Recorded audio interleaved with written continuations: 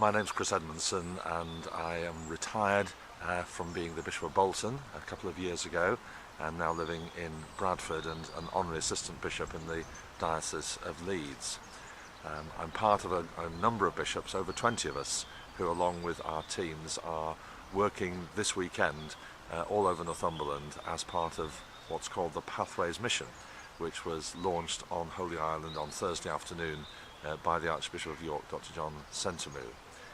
I have the privilege of being based in Morpeth and have been involved in schools and other events yesterday, and the men's breakfast this morning, services tomorrow in various parts of the town. But at this moment, the real privilege of being with folks from Morpeth on what is the 10th anniversary of the dreadful flooding that happened here and affected so many people's lives 2008, just 10 years ago. What, Bishop, were your own recollections of the flooding situation back in 2008, indeed where you were? I remember seeing the details of this on the news.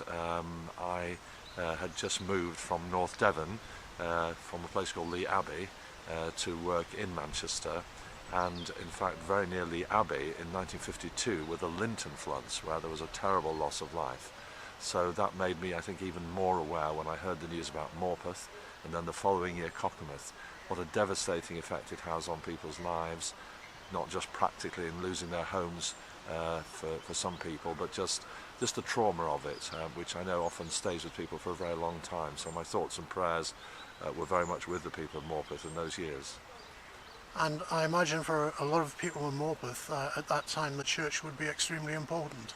I feel sure it would have been. I've only just been here a couple of days, but I've already heard stories about how the churches were very much working together, providing space. I think one of the churches particularly was able to do that, and just providing resources in people and provisions, and that's very much what the church is about. It's about being the hands and feet, the eyes and ears of Jesus in very practical ways, especially when something traumatic like this happens in the community.